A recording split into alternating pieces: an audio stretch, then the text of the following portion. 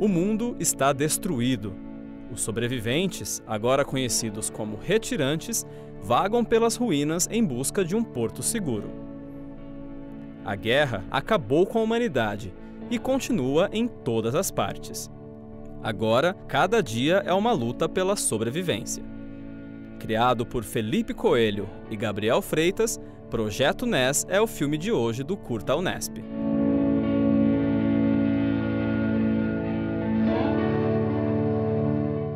Olá, seja bem-vindo ao Curta Unesp, o programa que põe em cartaz produções universitárias e independentes de todo o Brasil. A história é cercada de profecias que tentaram prever o fim do mundo. Uma delas, inclusive, diz que o fim dos tempos será neste ano, 2012. No curta Projeto NES, 2 alunos da Universidade Federal de São Carlos criaram uma humanidade destruída não por ameaças alienígenas, mas pelo fantasma da guerra. Um fim do mundo bem mais realista e, por isso mesmo, bem mais impactante.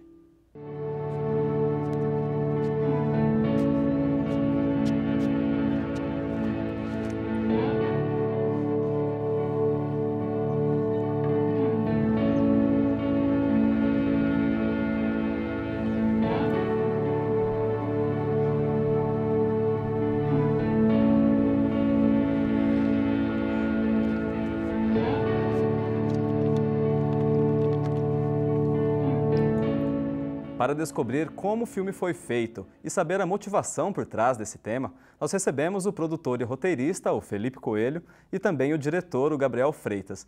Felipe e Gabriel, muito obrigado pela presença de vocês aqui no Curta Unesp. Obrigado a você, William.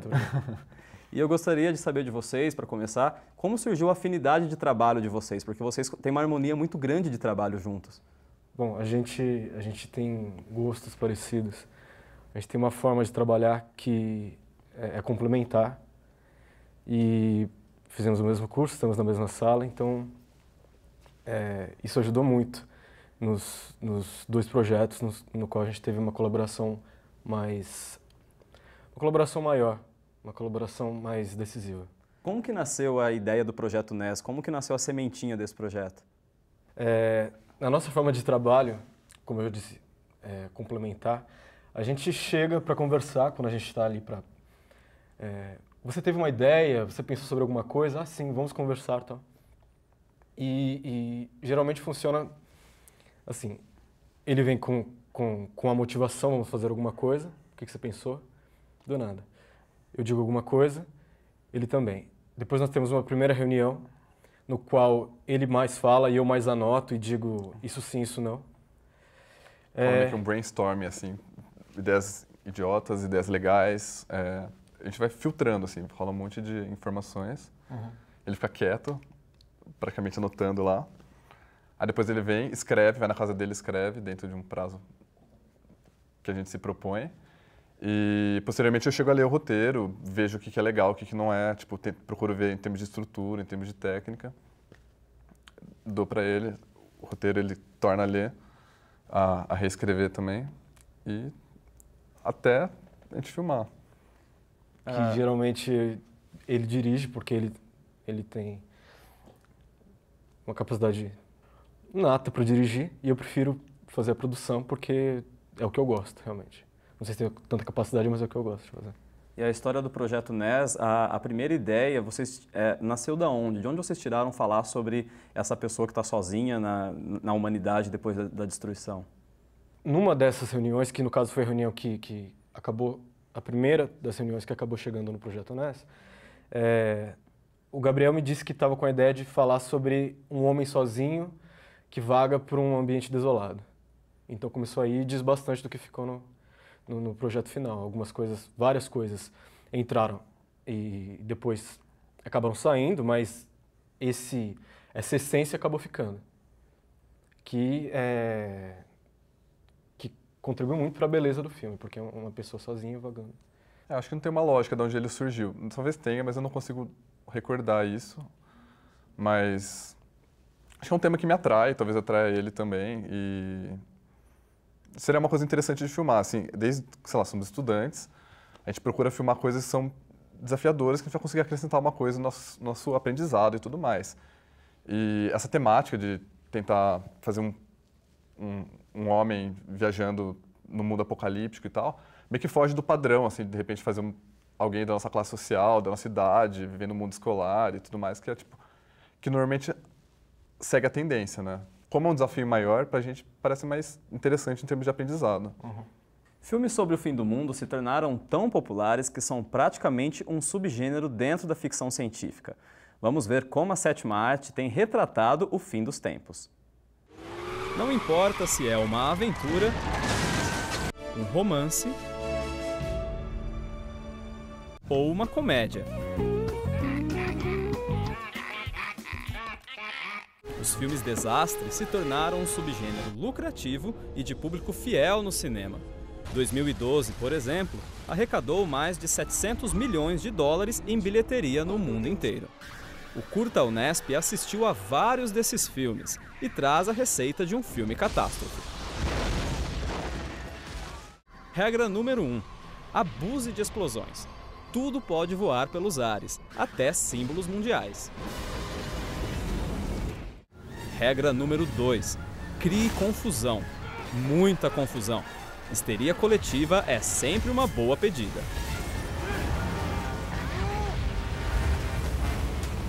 Número 3. Sempre que puder, faça as pessoas perderem o chão. Literalmente. Regra número 4. A ameaça pode vir do espaço. São duas as opções. Use meteoros ou apele para alienígenas. Número 5. Jogue a culpa na meteorologia. A natureza pode ser uma vilã incontrolável. Essas anomalias climáticas vão continuar, é isso que está sugerindo? Continuar só, não. Vão piorar. Número 6. Sempre coloque uma família no centro da destruição. Não esqueça nem o cachorro. Se você mora abaixo da linha do Equador, não se preocupe. De acordo com a sétima regra, o fim do mundo sempre acontece apenas nos Estados Unidos e no hemisfério norte. Essa super tempestade vai durar de 7 a 10 dias. E quando acabar, o gelo e a neve vão cobrir todo o hemisfério norte. Oitava regra. Por mais que o mundo esteja acabando, as pessoas sempre vão assistir ao pronunciamento do presidente. Gostaria de poder dizer que podemos evitar a destruição que se aproxima. Número 9.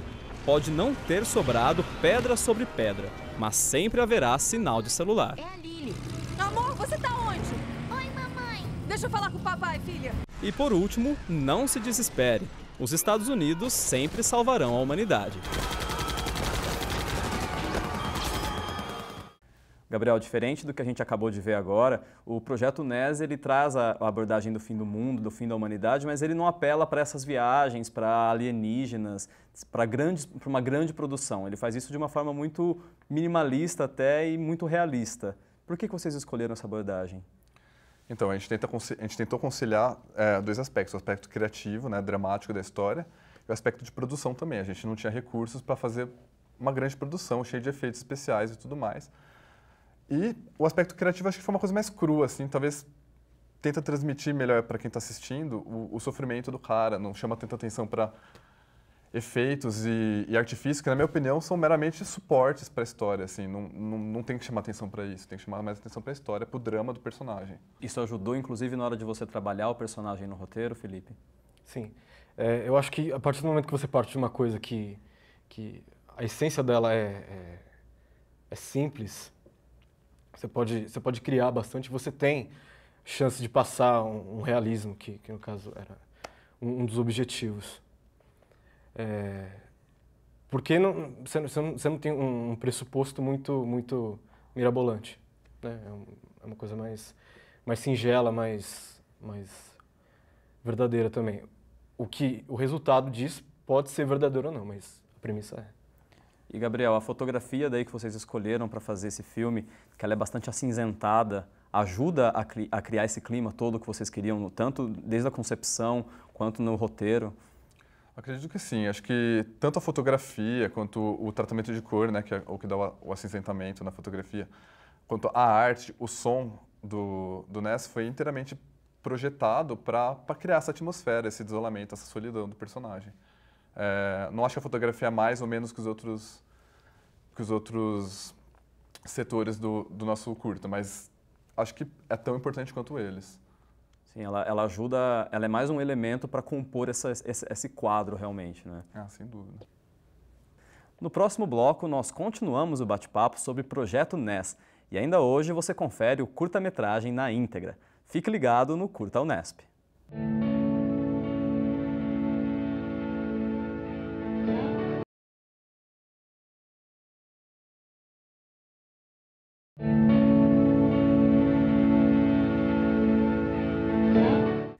Estamos de volta com o Curta Unesp. Hoje nós conversamos sobre o filme Projeto NES, produzido na Universidade Federal de São Carlos. Liz, acorda. Eu sonhei que a gente tinha chegado. Vamos. Vamos, Liz.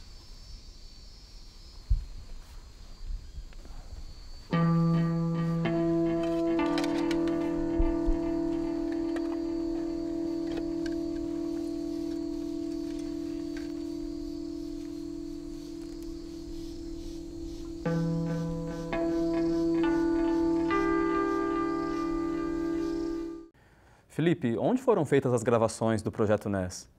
Por restrição da produção, todas em São Carlos, a gente gravou em uma fazenda que tinha determinada construção que estava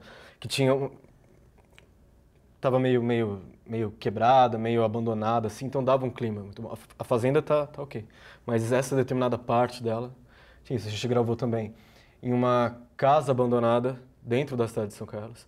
Nós gravamos em um local perto de um poço que fica perto da Universidade Federal. E a gente gravou também nos limites da cidade, próximo a um condomínio, tem um conjunto de construções, que era uma antiga fábrica, também abandonada. E que características que você buscava nesses locais, nas locações?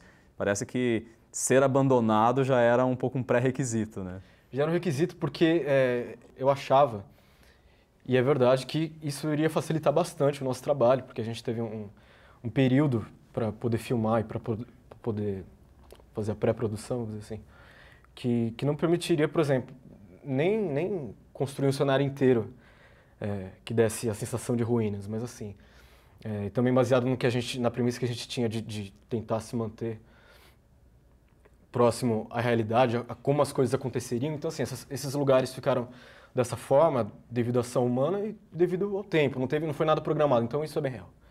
Então isso agregou bastante ao que a gente pensou inicialmente com relação ao filme. Um aspecto também que eu procurei levar em consideração na busca das ruínas, que a gente pode dizer assim, não era só meramente um lugar abandonado, que a gente contou uma porção de lugares abandonados que a gente acabou excluindo. Era um lugar que carregasse uma certa textura, assim, um envelhecimento, que não fosse meramente uma parede branca, destruída com tijolos caindo, mas que tivesse tipo algo preto lá, alguma sujeira lá que tipo contribuísse para a imagem, para o clima que a gente queria dar ao filme mesmo, para não ficasse uma coisa muito limpa, sabe? Você tivesse a marca do tempo bem real, realmente. Exatamente, né? isso. E na divisão de tarefas, Felipe, você acabou ficando praticamente sozinho na produção do curta-metragem. O que se dificultou para você o processo? Bom, o principal é que num projeto em que você está correndo e que há bastante elementos que você não tem um nível de controle sobre eles, pelo menos um nível de controle confortável, a principal consequência disso foi eu não poder estar em mais de um lugar ao mesmo tempo. Eu poderia ter assistentes e me dividir, aí eu estaria, isso que eu estou dizendo. Então, talvez problemas que poderiam ter sido contidos no início, eles iam caminhando durante a filmagem e quando ele estourava eu tinha que estar no lugar. Mas foi um aprendizado assim que eu não teria em outro lugar. Isso é o ponto positivo da forma como foi conduzida a produção do curta. Gabriel, um aspecto que chama bastante atenção em quem assistiu ao curta é a composição dos enquadramentos, como que você pintou esses quadros. Como que você chegou a essa concepção estética? Primeiro eu pensei assim, uma concepção não só de enquadramento, mas também de decupagem, de mise-en-scène, do ritmo que ele ia dar pro curta. E tentar aliar isso com o conhecimento que eu tenho de fotografia e estilo mesmo, e tentar transmitir o estado de espírito e solidão do Ulisses nos enquadramentos mesmo, tentar deslocar ele, deixar ele não fazendo parte daquele mundo, sabe? Realmente a parte de toda aquela realidade. Aquela composição que a gente vê, ela é uma composição só de enquadramento, de jogo de luz, ou o tratamento de imagens foi muito presente para vocês? Não, a princípio, assim, o trabalho que a gente teve foi realmente de fotografia, né, do fotógrafo, do Diogo, brincando com as luzes, com as sombras, tentando criar aquela atmosfera. E o refinamento final foi feito pelo tratamento de cor mesmo. O protagonista do curta-metragem, o ator paulistano Ulisses Ferraz, conversou com a nossa equipe. Ele conta pra gente como surgiu o convite para participar de Projeto NES. Vamos acompanhar. Quando o Gabriel, o Gabriel e o Coelho, que estavam fazendo o roteiro, enfim, começaram a escrever o roteiro, eles tinham pensado inicialmente num personagem mais velho, um cara beirando aí 70 anos, uma coisa assim, mas depois que eles viram o meu trabalho, eles acharam que eles podiam mudar um pouco esse perfil do personagem e acharam que eu poderia fazer que, inclusive o personagem tem o mesmo nome que o meu, chama Ulisses, né? E o convite surgiu assim direto, né? Não houve teste, não houve nada, eles perguntaram qual seria a minha disponibilidade. Foi até engraçado porque eles entraram em contato comigo quase 6 meses antes das gravações, né? Para garantir, para segurar uma agenda. Eu procurei me preservar dos ruídos externos, né? da vida cotidiana e trazer isso na parte física. Então, antes da gente rodar, eu fazia alguns exercícios físicos extenuantes, fazia corridas, enfim, exercícios que traziam para o meu corpo essa sensação, né, que o personagem vinha experimentando ao longo de muito tempo, né, passando por essas guerrilhas, essas guerras, essas privações, né, de toda sorte, dor física, sede, fome, frio, né, então era tudo muito sensorial.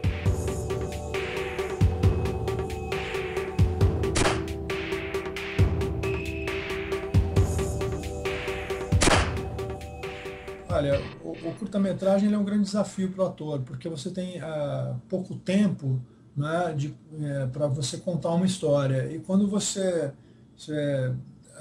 entra num projeto de curta-metragem, que você tem que, enfim, trazer naquele período curto, né, você já tem que trazer certas características do personagem que num longa-metragem você teria mais tempo, né? Numa produção de curta-metragem, especialmente universitário, eu como ator, eu tenho a possibilidade, quer dizer, eu tenho o privilégio de participar de quase todas as etapas do processo. Às vezes até colaborar com o casting, dar opiniões no roteiro, na arte, enfim, é uma coisa que para mim é muito válido do ponto de vista do processo. Às vezes o resultado nem é tão interessante por causa dessas limitações todas que você falou, mas o processo é sempre muito enriquecedor.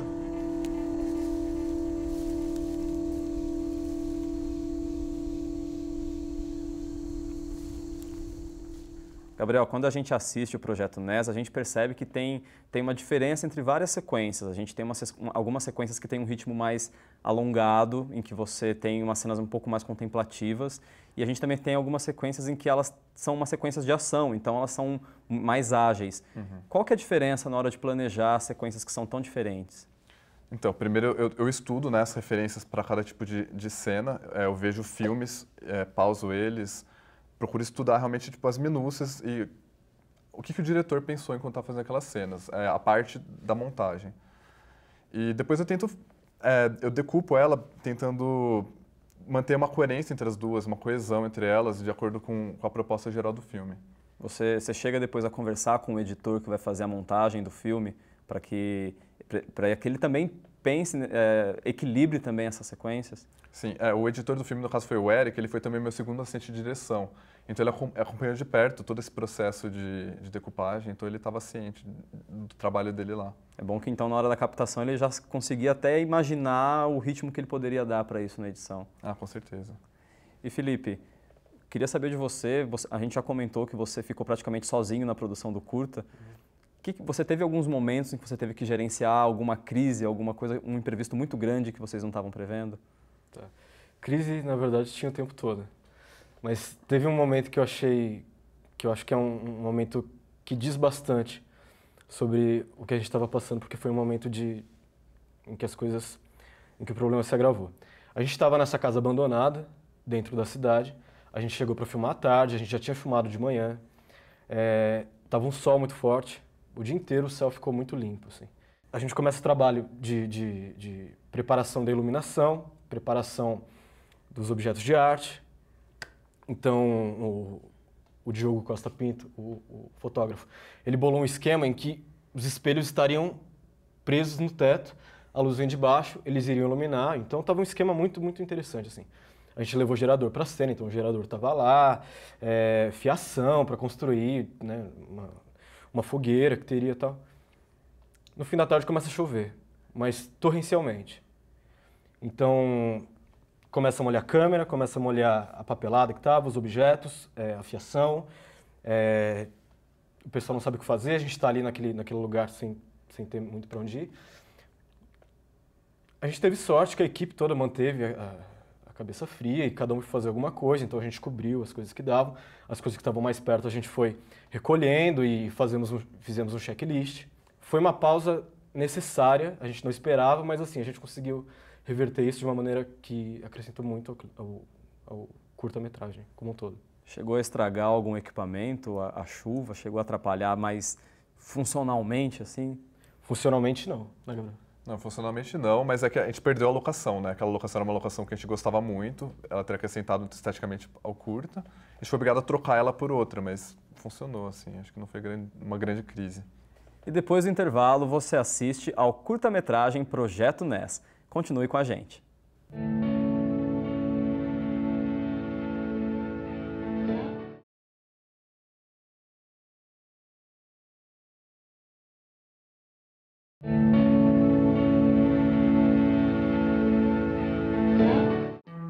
O Curta Unesp está de volta e hoje conversamos sobre o filme Projeto Ness.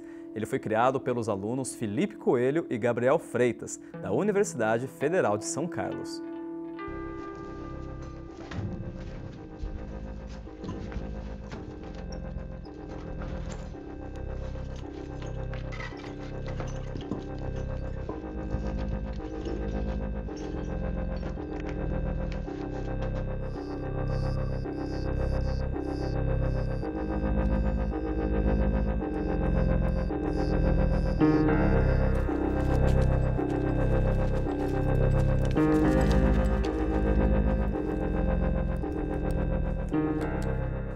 Bom, pessoal, a gente já falou sobre como a ideia do Projeto Ness surgiu. No bloco anterior nós conversamos sobre como foi o processo de gravação do curta.